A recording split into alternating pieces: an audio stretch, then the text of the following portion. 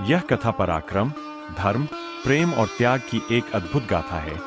सवाई भोज और उनके भाइयों की, जिन्हें बगड़ावत भी कहा जाता है। बहुत समय पहले एक महान राजा बाघजी के घर 24 वीर पुत्रों का जन्म हुआ। उनकी रानी नेति और अन्य रानियों से ये सभी पुत्र उत्पन्न हुए, जिनमें सबसे तेजस्वी और पराक्रमी थे सवाई भोज। बचपन से ही सवाई भोज असाधारण शक्ति, साहस और धर्म के प्रति अटूट निष्ठा रखते थे। उनके सभी 24 भाई भी वीरता और पराक्रम में किसी से कम नहीं थे। ये 24 भाई जहां भी जाते, अपनी वीरता का डंका बजा देते और अन्याय करने वालों को सबक सिखाते। उनका जीवन धर्म की रक्षा, गरीबों की सेवा और सत्य के मार्ग पर चलने के लिए समर्पित था। उनके गुरु रूपनाथ जी थे, जिनकी कृपा और मार्गदर्शन ने उन्हें आध्यात्मिक शक्ति प्रदान की। एक समय सवाई भोज और उनके भाइयों ने भगवान शिव की कठोर तपस्या की। उनकी भक्ति से प्रसन्न होकर महादेव ने उन्हें एक अनोखा वरदान दिया। तुम सभी भाई 24 हो और तुम्हें 24 वर्षों का जीवन प्राप्त होगा। पहले 12 वर्षों तक तुम्हारे पास अपार धन संपत्ति होगी, इतनी कि कोई उसका मुकाबला नहीं कर सकेगा। अगले 12 वर्षों में तुम्हें कठिनाइयों का सामना करना पड़ेगा।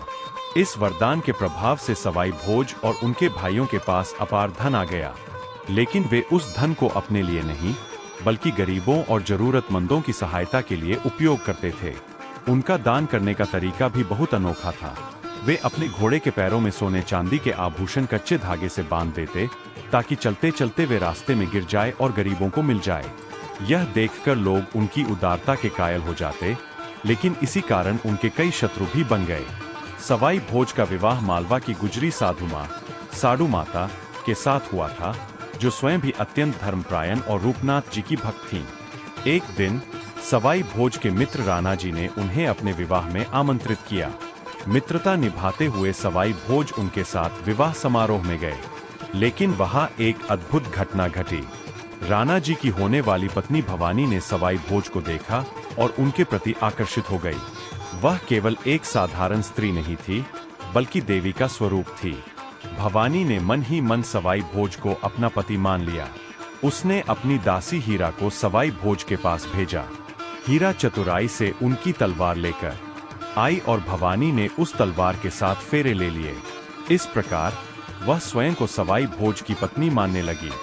जब सवाई भोज को इस बात का पता चला, तो वे गहरे धर्म संकट में पड़ गए। उन्होंने कहा, यह कैसे संभव है? मैं अपने मित्र के साथ विश्वासघात कैसे कर सकता हूँ? लेकिन भवानी का प्रेम सच्चा था और वह स्वयं देवी का रूप थी। अंततः सवाई भोज ने अपनी मर्यादा को थोड़ा झुकाते हुए भवानी के प्रेम को स्वीकार कर लिया। इस घटना से राणा जी और सवाई भोज के बीच गहरी दुश्मनी हो गई। सवाई भोज भवानी को अपने साथ ले आए। इसके बाद बगड़ावतों और राणा जी के बीच भयंकर युद्ध हुआ। सवाई भोज और उनके भाइयों ने अद्भुत वीरता दिखाई, लेकिन यह संघर्ष केवल शक्ति का नहीं, भाग्य का भी था। भवानी, जो देवी का रूप थी, वास्तव में बगड़ावतों का अंत करने के लिए अवतरित हुई थी। उसने सवाई भोज से एक वचन लिया, यदि तुम मुझसे सच्चा प्रेम करते हो, तो मुझे अपना सिर अर्पित करो। सवाई भोज ने बिना संकोच अपना सिर काटकर उसे अर्पित कर दिया। यह उनका सर्वोच्च त्याग था। लेकिन कथा यहीं समाप्त नहीं होती। जब सवाई भोज और भवानी अपने प्रेम में मग्न थे, तभी राणा जी ने पीछे से वार कर दोनों की हत्या कर दी।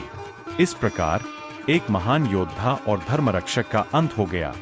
सवाई भोज के जाने के बाद राणा जी अत्याचारी बन गया।